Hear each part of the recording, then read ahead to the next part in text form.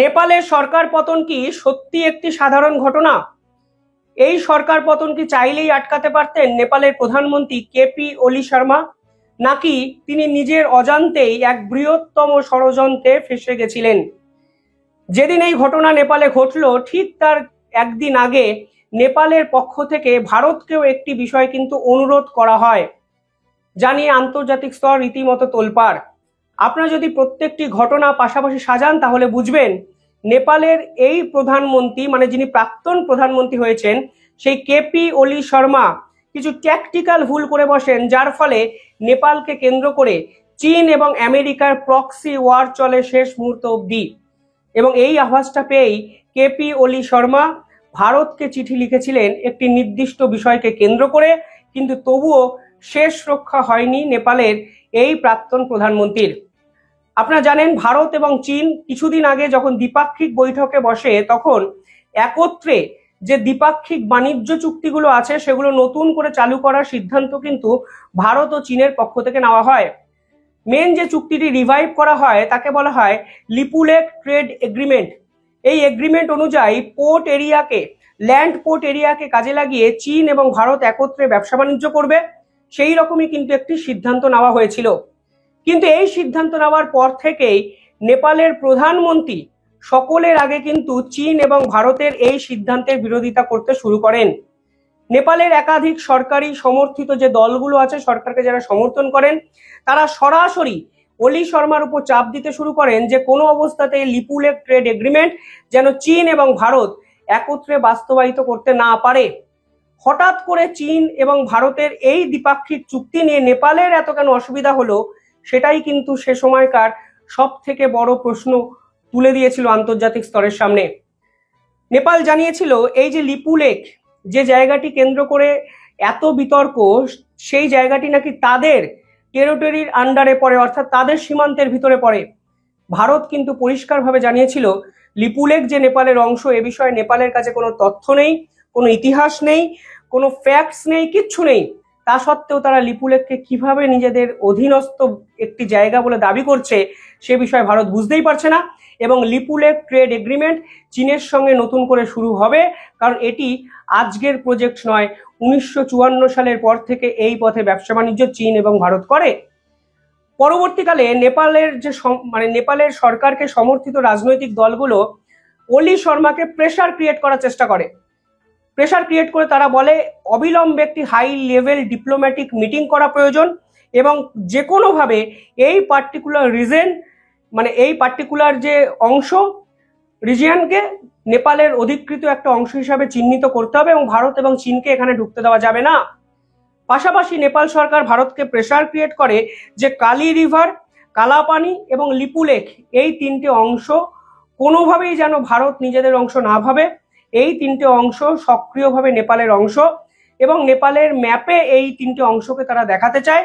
ফলে এই পুরো বিষয়টা নিয়ে কিন্তু শেষ এক সপ্তাহ জটিলতা চরম জায়গায় কিন্তু গিয়ে পৌঁছে যায়। পাশাপাশি কেপি ওলি শর্মা চীনে যান এই পুরো বিতর্কের কিছুদিন পরেই।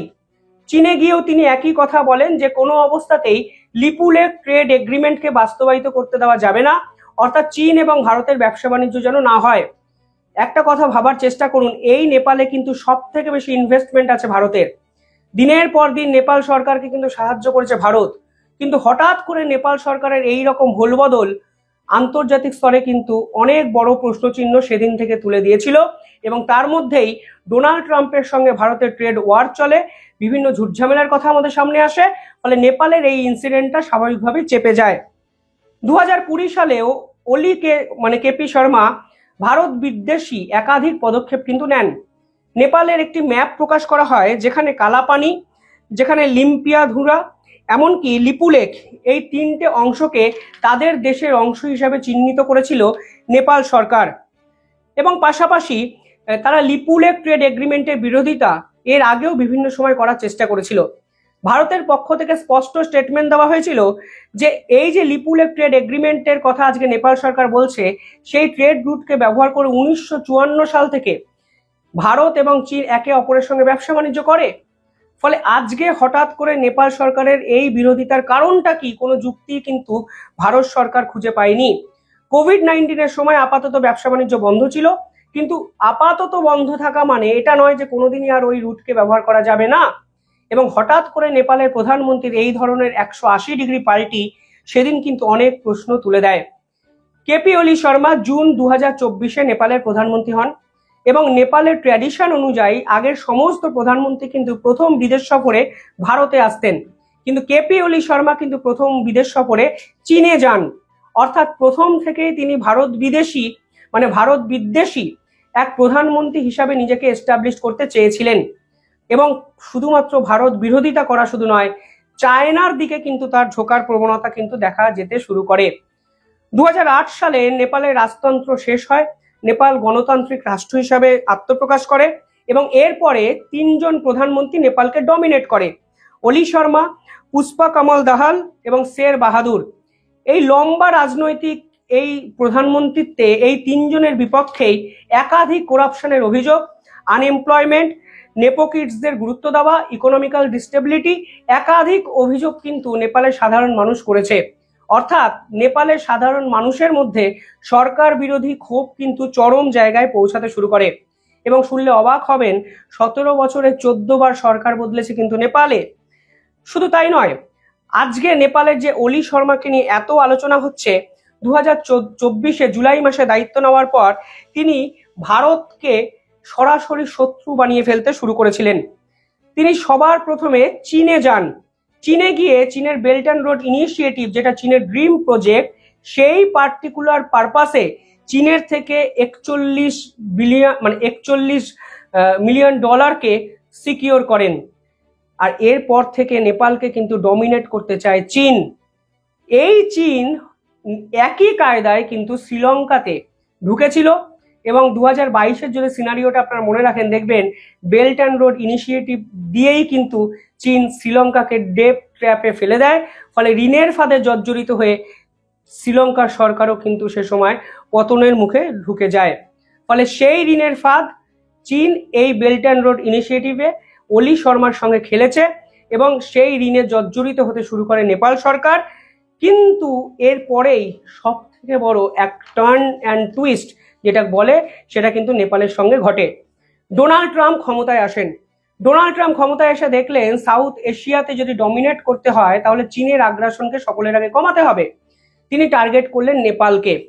নেপালকে টার্গেট করে তিনি নেপালের একের পর এক এড ঘোষণা করতে শুরু করেন এবং ডোনাল্ড ট্রাম্প ক্ষমতাতে এসেই সকলের আগে নেপালের জন্য $500 মিলিয়ন একটি এড ঘোষণা করে দেয়, যেখানে নেপালকে America energy and road upgrade প্রজেক্টে সাহায্য করবে বলে ঘোষণা করে আমেরিকা। অর্থাৎ যে চীন দিনের পর দিন নেপালকে সাহায্য করেছে, বেল্ট অ্যান্ড রোড ইনিশিয়েটিভে লোন দিয়েছে, যেই চীন নেপালকে ডমিনেট করতে চেয়েছে, সেই চীনই এবার দূরে সরতে শুরু করেছিল নেপালের থেকে, কারণ নেপালে সরাসরি ঢুকে যায় ডোনাল্ড ট্রাম্প।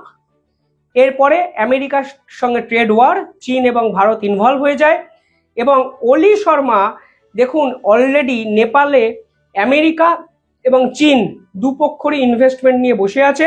তিনি মাঝামাঝি ফেসে গেছেন, কারণ চীন, আমেরিকা এবং ভারত এই ত্রিভুজে মাঝখানের দেশটি হলো নেপাল। তিনি কি করবেন বুঝতেই পারেন না।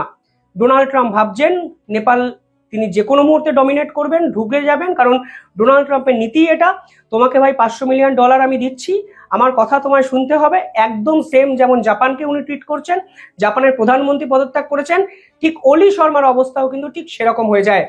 ওলি শর্মা এখানে একটা মিসক্যালকুলেশন করে ফেলেন। তিনি চীনের সদ্য সমাপ্ত যে প্যারেড, ভিক্টরি ডে প্যারেড হন, সেখানে কিন্তু চলে যায়। এই ভিক্টরি ডে প্যারেডের গেস্ট হয়ে ওলি শর্মা যান এবং সেই ভিক্টরি ডে প্যারেড আপনারা জানেন ইতিহাসে স্মরণীয় হয়ে থাকবে, কারণ নর্থ কোরিয়ার কিংডম, রাশিয়ার প্রেসিডেন্ট পুতিন এবং চীনের প্রেসিডেন্ট শি জিনপিং একত্রে কিন্তু ভিক্টরি ডে প্যারেডে অংশগ্রহণ করেন, যা আমেরিকার ডোনাল্ড ট্রাম্পের কাছে আজও দুঃস্বপ্ন।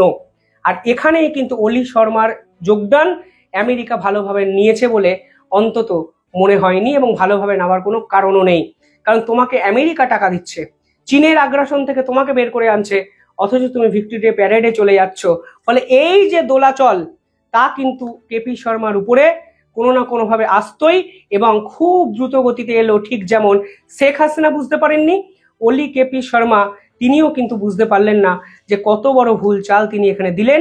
উল্টে আমেরিকারই 26টি অ্যাপ, প্রায় 90% অ্যাপ আমেরিকার ছিল, ফেসবুক, টুইটার, ইনস্টাগ্রাম, বিভিন্ন অ্যাপ, আমেরিকার বিভিন্ন অ্যাপ তিনি নিষিদ্ধ ঘোষণা করলেন। সরকার বিরোধী আন্দোলন আলটিমেটলি সরকারের পতনকে ত্বরান্বিত করলো। তবে তিনি ভারতের সঙ্গে যদি সম্পর্ক রাখতেন তাহলে কি পুরো গল্পটা অন্য হতে পারত?